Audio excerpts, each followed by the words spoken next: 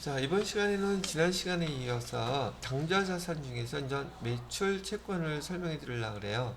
근데 지난번에 제가 설명해 드릴 때 이 매출 채권과 기타 채권을 비교해서 같이 기억하시는 게 좋습니다 그랬었는데 그게 여러 가지로 여러분들한테 이해하는데 도움이 될 거기 때문에 그래요. 자, 매출 채권은 일상적인 상거래로 인해서 우리가 아직 돈 못 받았을 때라 그랬었죠. 그래서 외상이라 그러면 외상 매출금, 약속금 받으면 받으러 쓰기로 했던 거 기억나시는 거죠. 기타 채권은요, 일상적인 상거래 이외의 거래 또는 제품이나 상품 이외의 것을 팔고 돈 못 받았을 때 미수금 쓰기로 했었죠. 약속금을 받아도 그냥 미수금 쓰셔야 돼요. 자, 이런 내용을 갖다가 설명해 드리게 되면 음,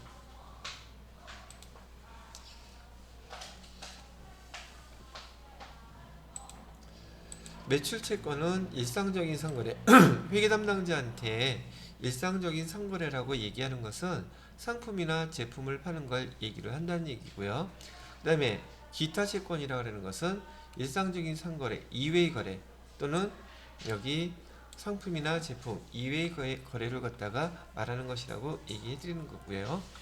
여기 대손상각비나 이런 기타 대손상각비는 차후에 요거 다음 파트에 나오는 건데 그때 설명해 드리도록 하겠습니다.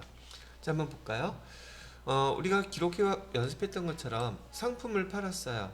상품을 팔면 우리 여지껏 배울 때는 이렇게 했었던 거 기억나시나요? 상품을 팔았다고 얘기하면 자, 한번 써볼게요. 상품을 지금 5만원 주고 사갖고 왔어요. 5만원 주고 사갖고 왔으면 얘가 지금 우리가 사갖고 온 원가죠. 원가인데 얘를 얼마에 팔았느냐, 10만원에 팔았다고 가정을 한단 말이죠. 그러면 상품 5만원짜리를 10만원에 팔고 현금으로 받았다고 가정한다면 회계 기록할 때 차변에 현금 10만원 이렇게 기록했었고, 그 다음에 대변에다가는 여기 상품 5만원 이렇게 기록하고 나머지 차이나는 금액을 상품 매출 이익이라고 해서 5만원 따로 이렇게 별도로 기록을 했었어요. 근데 실제로는 우리 회계 프로그램에서 실무에서는 이렇게 안 기록해요. 그럼 어떻게 기록하느냐면은 이렇게 기록해요.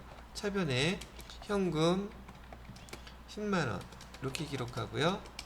대변에다가는 상품 매출 해서 그냥 10만원 이렇게 기록해요. 그럼 이 기록하는 거에 차이점이 무엇이냐 하면은 일단 여기 상품이라고 기록한 것은 우리가 배웠던 재고자산이에요. 그죠? 재고자산을 갖다가 지금 사갖고 왔던 그 금액을 그냥 판매를 했기 때문에 이 상품은 매출한 것에 대한 원가를 기록한 것이고요. 이 밑에 있는 이익, 상품 매출 이익은 여기 매출 이익 그대로란 말이죠.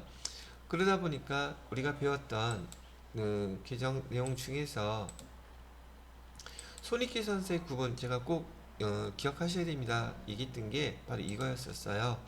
매출액에서 여기 매출액에서 매출 원가를 빼면 매출 총이익이 나올 것이고 여기서 평관비를 빼면 영업이익 나온다. 계속 있었던 것들 있죠.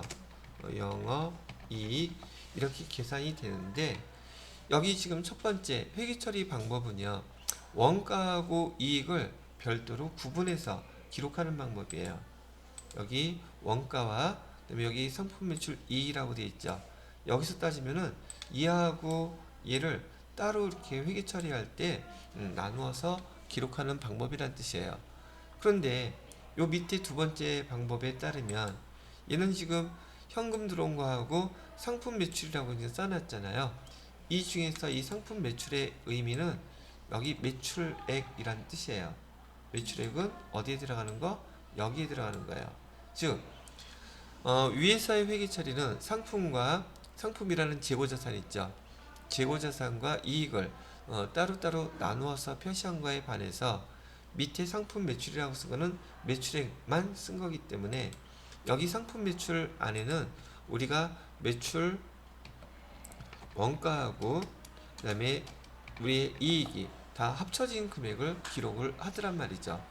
그러면 이렇게 기록하는 이유는 좀 위에 같은 기록 방법은 그 회사에서 판매되는 제품들이나 상품들이 개수가 많지 않을 때 쓰는 방법이에요. 근데 금액은 고가인 경우, 즉 주문 상품인 경우들을 많이 예를 드는데, 제가 그냥 여러분 쉽게 알아들으시라고 귀금속 있죠. 귀금속 다이아몬드라든지 이런 게 하루에 한 달에 100개, 200개, 1000개씩 팔려요. 한두 개씩 팔려요. 근데 얘는 금액이 비싸단 말이에요. 그러니까 사갖고 왔던 원가와 그다음에 하나를 팔게 되면 이익이 얼마다 금방 알 수 있죠. 그러니까 회계 담당자가 이런 내용을 기록할 때 뭐 엄청나게 많이 팔리는 건 매번 이렇게 기록하려면 힘들겠죠. 근데 한 달 동안에 1년 동안에 파는 게 몇 개는 안 되지만 금액이 크다면 회계 담당자가 원가하고 이익을 바로바로 기록해 놓으면 여기 원가는 얼마 주고 사왔는데 얼마 이익이 났구나 금방 알아볼 수 있겠죠. 그런 경우에 회계 처리를 이렇게 해요. 그런데 여러분 주변에 있는 이마트나 여기 롯데마트 같은 데서 상품 팔리는 거 하루에 몇 개 팔려요? 그걸 갖다가 여러분이 회계 담당자라고 한다면 매번 이렇게 상품 하나 팔릴 때마다 원가하고 이익을 나누어서 계산을 나누면 진짜 일 되겠죠. 그죠? 이렇게 우리 주변에는 지금 사업이라는 게 회사에서 장사하는 것들이 대량 제조되고 대량 판매가 되기 때문에 회계 처리할 때도 회계 담당자가 위에처럼 처리하기가 되게 힘들어요. 그래서 그냥 무조건 상품 팔렸으면 돈 받은 것만큼 상품 매출 그냥 이렇게 처리를 해버리는 거예요.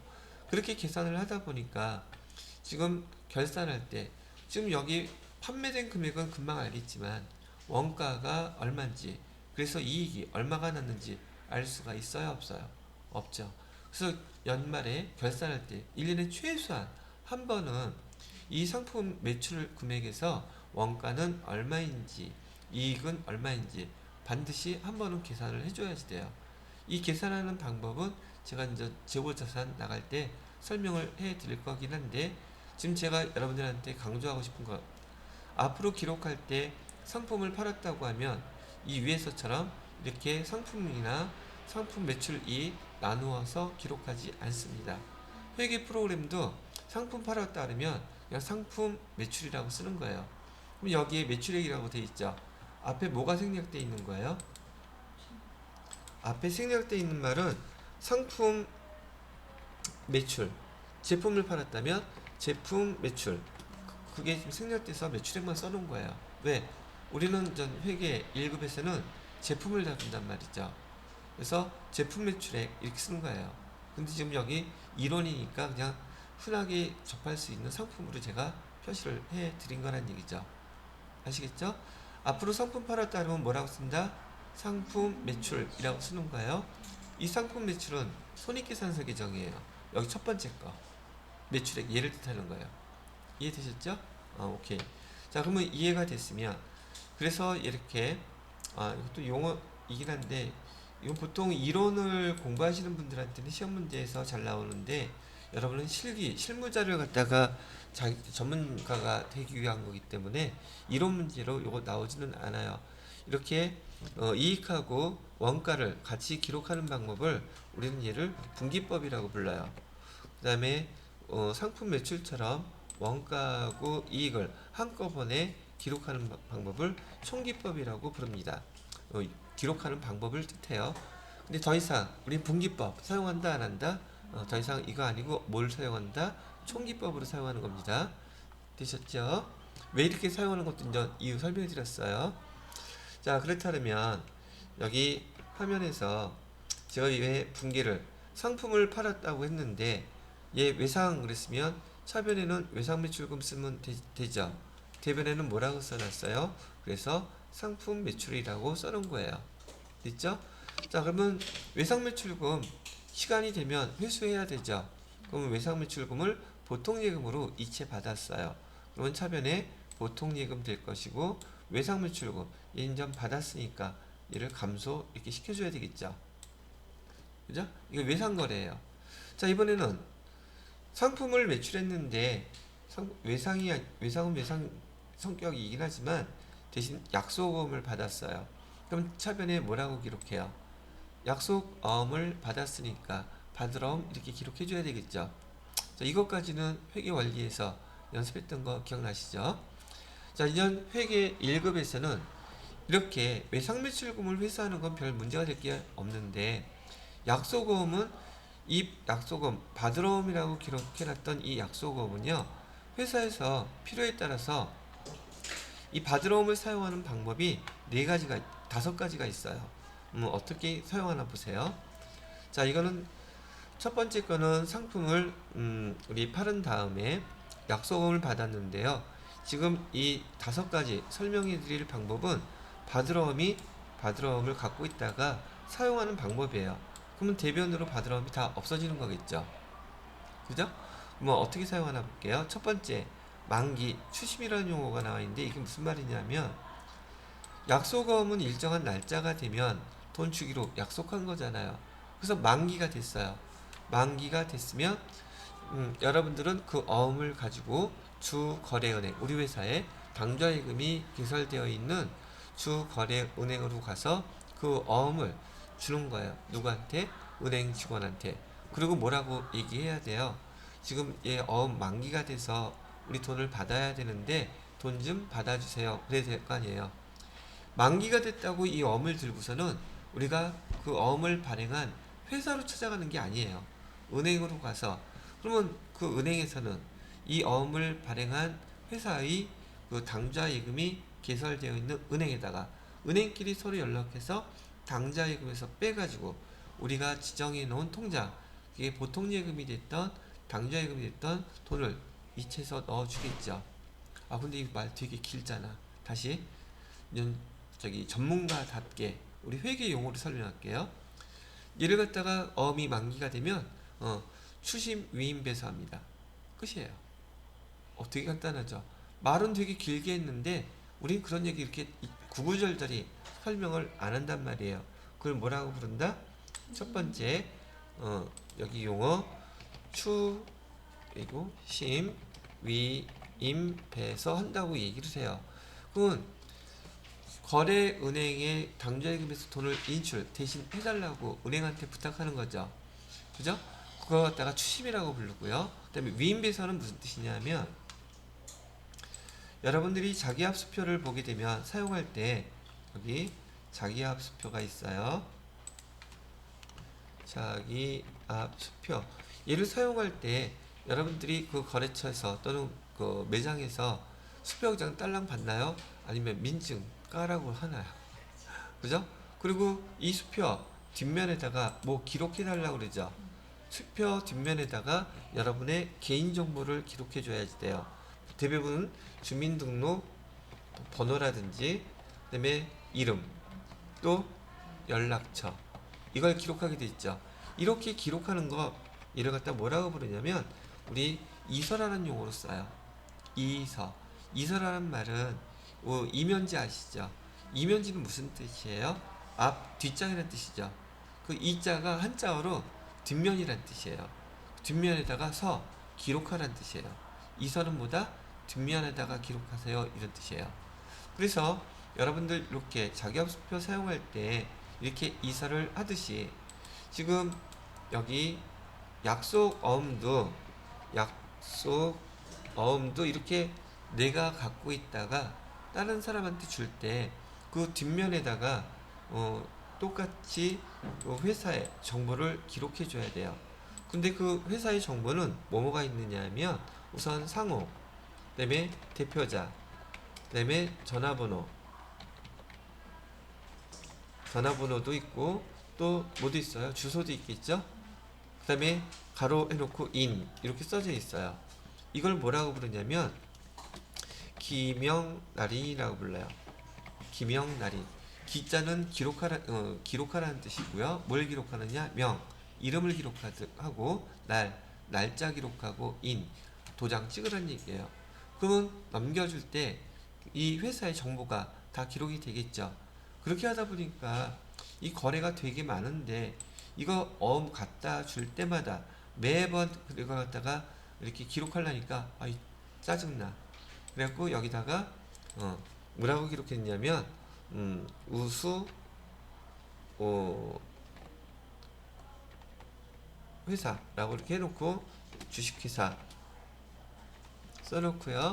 그 다음에 사업자 등록번호가 있는 경우도 있는데 거기 뭐라고 쓸까? 사업자 등록 201-3 21- 이렇게 써져 있고 그 다음에 주소 써져 있어요. 그 다음에 그 대표자 대표자는 강우수 이렇게 써놓고 가로 인 이렇게 나무 그 네모난 나무 있잖아요. 나무에다가 고무인 양각 해가지고 이렇게 딱 붙여가지고 스탬프에다가 띵 찍어서 참 잘했어요 처럼 띵 찍으면 이런 것들이 회사에 대한 정보가 띵 찍히게 돼 있단 말이죠. 네모난 나무 조각으로 만들어져 있는데 이 나무 조각의 이름을 뭐라고 부르냐면 회사에서는 명판이라고 불러요. 그래서 이거는 지금 시험 문제 아니에요. 여러분들이 회사에 가면 이런 것들 많이 보게 될 텐데 나무로 조각되어 있는 고무 양각된 붙여 있는 도장들이 있어요. 스탬프에 찍는 것들 그걸 명판이라고 불러서 약소금 뒷장에다가 약소금 뒷장은 또 이렇게 생겼어요. 칸이 크게 이렇게 4개로 나눠져 있거든요. 각 칸마다 여기 명판을 갖다 띵 찍으면 여기에 찍히겠죠. 그죠? 여기 찍힐 수 있고 이거 갖고 있던 사람이 또 다른 사람한테 또 찍어서 넘길 수 있고 이 사람이 또 찍고 또 찍고 이렇게 해서 계속 이 어음이 유통될 수 있게끔 되어 있단 말이죠. 뭐가? 약속어음이. 그래서 이 명판을 찍어서 누굴 줘야지 돼요? 그 은행 직원한테 줘야지 되는데 이렇게 약속어음 뒷장에다가 찍는 거는 이서라고 부르지 않고요. 얘는 배서라고 불러요. 이 배서라는 용어도 한자어인데 배자는 배우지라는 용어 들어보셨죠? 배우지. 배우 뒷면이 뭐냐는 뜻인 것처럼 한자어로 배자도 뒷면이라는 건 똑같아요. 있잖아. 그런데 이서와 배서 용어의 차이점은 뭐냐면 배서는 법률 용어예요. 그 다음에 이서는요 민간 용어고요. 그래서 한옛날부터 조선시대 때 보면 어음이라는 거 있었죠. 근데 종이장으로 이렇게 찍 돼 있는 거 있잖아요. 거기서도 그런 역할을 했던 것처럼 걔가 발전해서 현재 어음으로 우리가 현재 사용하고 있는 거랍니다. 그래서 이렇게 배설을 해줘야 되기 때문에 아까 설명해 드렸던 이 용어를 연결해서 설명해 보면 돈 받아달라고 내가 직접 돈을 찾으러 가는 것이 아니라 은행이 대신해야 되니까 그 역할을 은행에다가 위임해야 되겠죠. 위임해 줬다고 뒤에 배서해서 그 약속어음을 은행 직원한테 줬다는 뜻이에요. 그래서 앞으로는 이 용어도 줄여서 그냥 추심이라고 부르게 되면 받으러 약속어음이 만기가 돼서 우리 주거래 은행 담당한테 위임 배서 해가지고 넘겨줬다는 뜻이에요. 그러면 당연히 보편적으로 그 다음날 이상이 없다면 부도난 게 아니라면 우리가 지정해 놓은 통장 계좌로 돈이 들어온단 말이죠. 그래서 그거 써놓은 거예요. 그러면 이 받으러움이 10만원짜리라고 한다면 다음날 보통예금 통장에 얼마가 입금되겠어요? 10만원 이렇게 입금되겠죠. 이해되신? 그럼 받으러움은 누구 줬어요? 누굴 줬든 간에 없어졌죠. 그다음에 보통예금이 생긴 거예요. 그런데 이 일을 하는데 거기 은행 담당 직원이 공짜로 해줄까 돈 달라 그럴까? 그거 수수료 비용이에요. 근데 보통 이가 이체가 돼서 들어오는 거는 은행에서도 각 절차를 밟아야 되기 때문에 당일날 돈 안 들어와요. 다음날 들어와요. 그럼 은행 여기 회계 담당 직원은 여기 추심하러 가면 돈 수수료 달라는 거 아니까 돈을 갖고 가겠죠. 아니면 보통예금 통장에서 이체하겠죠. 그때 그냥 수수료 비용 쓰시면 되고 또 돈 가지고 간 거 까먹었어. 그러면 다음날 이 돈 입금될 때 그 수수료 빼고서 돈 입금해달라고 할 수도 있죠. 근데 보편적으로 회사에서는 그 약속어음 금액하고 들어온 금액이 일치되게 돼야 있어야 체크하기가 간단하겠죠. 그래서 수수료는 반드시 챙겨서 별도로 가져가는 거 알고 계시면 되겠어요. 자, 이렇게 첫 번째 우리가 약속음을 받았을 때, 즉 받으러옴으로 기록한 이 어음을 사용하는 방법 첫 번째 거 설명해 드린 거예요. 자, 이번 두 번째 거는 뭐냐면 지불수단으로 사용하는 방법이 있어요. 즉 어음을 갖고 있는데 아직 만기는 안 됐어요. 그런데 내가 우리 거래처에다가 외상매입금을 갚으려 그래. 그럼 외상매입금 갚으면서 내가 받아두었던 다른 회사의 어음을 대신 결제해 줄 수도 있단 말이죠. 그러면 또 여기 이렇게 뒤에다 배서해서 다음 사람한테 넘겨줘야 되겠죠. 그걸 뭐라고 부른다? 배서양도라고 불러요. 아, 그럼 배서양도라는 용어를 들었을 때는 얘는 다른 거래처에다가 결제 수단으로 넘겼구나, 이렇게 생각하시면 돼요. 그럼 회계 처리는 어떻게 해요? 지금 외상매입금 갚는다 그랬잖아요. 그럼 차변에 외상매입금은 감소하겠죠. 그죠? 대신 그 어음은 누구한테 넘어가요? 거래처한테 넘어가겠죠. 얘를 뭐라고 부른다? 배서양도라고 불러요. 되셨죠? 시험 문제 아주 많이 나올 거예요. 왜요? 실제 거래 많이 발생하기 때문에 회사에서. 되셨나요? 자, 이번엔 세 번째. 얘를 갖다가 자, 약속어음을 받았는데 이 약속어음의 어음의 이름이 있잖아요. 실제 사용할 때는 약속어음이라고 사용하는 그 용어를 쓰기보다는 이 약속어음을 보통 우리는 일반적인 상거래일 때 90일 어음이라고 불러요. 또는 180일 어음이라고도 부른단 말이죠. 즉 어음의 만기가 90일이 돼야지 돈을 찾을 수 있다는 뜻이고요. 180일 어음이라 그러면 내가 상품이나 제품을 팔고서 6개월 후쯤 돼야지 이 돈이 만기가 된다고 하는 의미를 갖고 있어요. 옛날에는 대기업들이 180일 어음을 많이 사용했단 말이죠. 되게 짜증나게. 그런데 물건을 납품한 사람 입장에서는 원래 장사라는 건 돈을 빨리 회수하는 게 제일 최고예요. 근데 이렇게 하면서 장사하고 싶겠어요? 근데 어떻게? 그래도 밥벌이가 이거밖에 없으니. 그러면 지금 이렇게 예를 들어서요. 90일 어음을 갖다가 받았는데 이 사람은 지금 직원들한테 다음 달 월급도 줘야 되고, 그다음에 거래처에서 또 결제도 해줘야 되고 돈이 필요해. 90일까지 기다릴 수 있는 여력이 없어요. 그럼 예를 들고 주거래 은행에 쪼르륵 달려가는 거예요. 그래서 그 주거래 은행에서 자, 나 이거 어음 갖고 있는데 만기가 90일이야. 이거 좀 사주렴. 그럼 그 은행에서 등등 신용등급 따져가지고서 거기 할인료라는 걸 받고서는 이 어음을 사줘요. 그러면 어음은 또 똑같이 거기 배서한 다음에 은행에다 줘야 되겠죠. 그리고 나서 우리 당좌 예금에 10만원짜리 어음을 줬는데 통장에는 당좌 예금에 95,000원만 입금이 된 거예요. 그러면 나머지 5,000원은 일종의 할인료가 되겠죠. 그 어음을 갖고 90일 동안 기다려야 되는 사람은 이제 누가 된 거예요? 은행이 된 거잖아. 그 은행은 그 기간 동안에 이자를 제하고서 준 거예요. 그래서 근데 중요한 것은 밑에 거 요 녀석이에요. 얘는 파란색으로 해놓을게요. 그렇게 지금 어음을 갖다가 은행에다가 이걸 매각거래라고 그래요. 매각을 하게 되면 이 할인료 계정 뭐라고 기록해야 되는지가 여러분들한테 제일 많이 물어보는 시험 문제 중에 하나란 말이죠. 이 할인료를 여러분이 회계 담당자가 기록할 때 뭐라고 기록하라고 얘기해놨어요? 매출채권 처분소실이라고 써놨죠. 근데 용어도 낯설어서 기억도 안 나. 그죠? 자, 봐요. 이 용어는 그렇게 기억하는 게 아니라 여기 매출채권에는 뭐뭐 있다 그랬어요? 매출채권에 뭐뭐 있어요? 외상매출금, 또 바드러움 있잖아. 지금 이 바드러움 팔았잖아요. 매출채권에 속하는 바드러움을 이게 팔았다는 용어 대신에 처분이라는 용어 쓴다 그랬었죠. 바드러움은 매출채권이잖아요. 매출채권을 처분해서 이익이 날 경우가 있겠습니까? 없겠습니까? 죽었다 깨어나도 이익은 날 수가 없어요. 그렇죠? 그래서 이 용어 잘 기억해 두세요. 바드러움을 매각하고 나서 그 할인료 금액만큼을 우리 뭐라고 쓴다? 매출 채권 처분 손실이라고 쓴다. 그래서 이거 그 약속어음을 은행에다가 매각했을 때 기록하는 방법이었었어요. 자, 그 다음에 이런 경우도 있어요.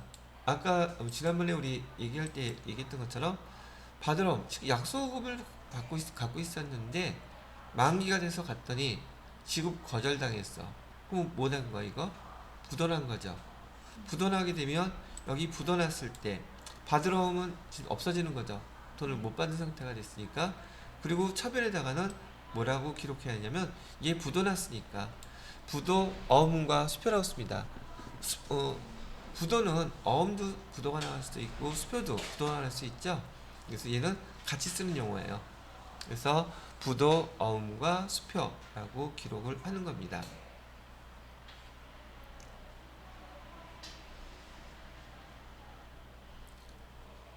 자, 그 다음에 마지막. 이거는 어음의 개서라고 부르는데 어음의 개서라는 뜻은 무슨 뜻이냐면 이 개자가 고칠 개자라는 뜻이에요. 그러니까 어음이 기록되어 있는 뭔가를 좀 바꾸는 거예요. 어떤 경우냐면 지금 만기가 이번 주 말이에요. 근데 그러니까 다음 주 말인데 거기 어음을 발행한 회사에서 전화가 왔어. 지금 다음 주 말에 우리 당좌 예금이 부족할 것 같으니까 그때 어음을 넣지 마시고 여기 날짜를 한 달만 연기해 달라고 할 수 있겠죠. 근데 보통 만기 날짜가 계획돼 있으면 그 날짜에 또 돈 쓸 것도 계획돼 있는 게 보편적이지 않겠어요? 회사에서 보편적으로 이 날짜 한 달 미뤄달라면 내가 한 달 뒤에 돈 받는다는데 좋아할 사람 있겠어요? 없겠어요? 안 와다? 저희 월급 2달 뒤에 드리면 안 돼요? 그러면 네 그러셔야죠. 그렇게 하겠습니까? 아니죠.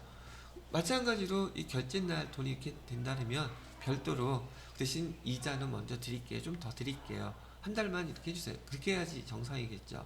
그러면 내가 지금 현재 갖고 있던 다음 주에 만기가 되는 약속어음을 걔네들한테 주고 새로 어음을 받아야지 돼요.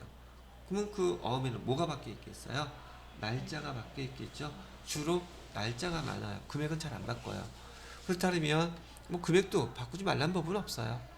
그러면 대변에다가 바드럼 없어지는 건 똑같은데 사변에도 또 바드럼이 생겨요. 근데 뭐만 차이가 있는 거예요? 계정의 차이는 없지만 그 날짜가 바뀐 구어음이냐 신어음이냐 그것만 차이가 있는 거예요.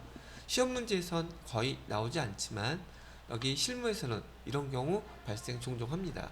그때 회계처리 차변에도 바드럼 대변에도 바드럼 이런 거 잘못된 거 아니야?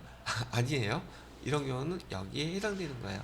그래서 교재에도 어음의 개사에 대한 건 잘 나와 있지 않는데 실무에서 벌어지는 일이기 때문에 회계 처리하는 거 여기서 또 안 배우면 이거 어떻게 처리해야지 모를 수 있겠죠.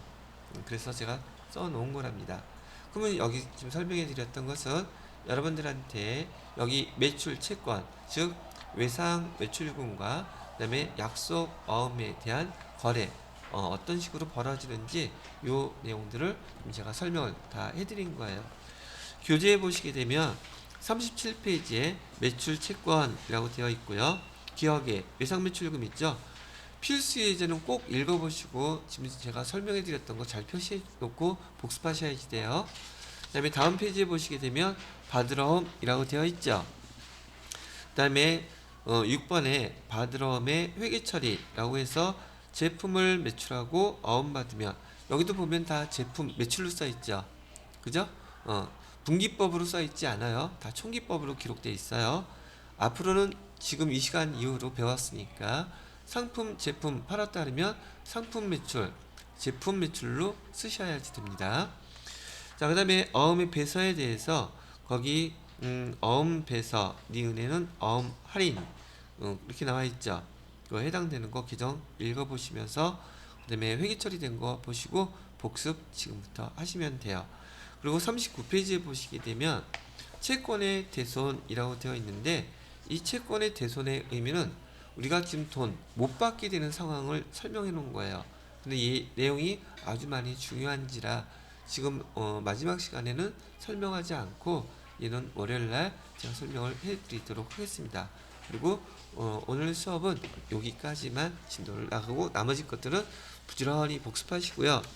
뒷부분에 보면 평가 문제들 있죠. 평가 문제들 중에서 여기 대손 문제 나온 거 빼고 배웠던 내용들은 시간 되시는 대로 꼭 복습하세요. 여기 문제들 그렇다고 다 풀라는 얘기 아니에요. 풀 수 있을 만큼만 풀면서 복습을 꼭 하세요. 복습의 순서는 지금 제가 설명해 드린 거 먼저 복습하시고요. 교재 꼭 읽어보시고요. 그 다음에 이해가 되는 대로 문제 풀어보세요. 아시겠죠? 모르는 질문들 있으시면 메모해놨다가, 여러분들 포스트잇 사용들 잘 하시죠? 메모해놨다가 책에다가 표시해놓으면 자꾸 까먹어요. 지은씨처럼 저렇게 꼼꼼하게 질문하고 표시를 해갖고 모르는데, 그때 뭐 질문할 거 있었는데 10초 밟고 까먹으니까, 궁금한 거 생기면 메모지라고 하면 그렇지, 포스트잇 있잖아요. 이런 거에다가 옆에서 붙여놓고서는 몇 페이지 써놓으세요. 페이지에 몇 번. 그러면 제가 금방 볼 수 있고 책 보면서 설명해 줄 테니까. 아시겠죠? 예, 수고하셨습니다.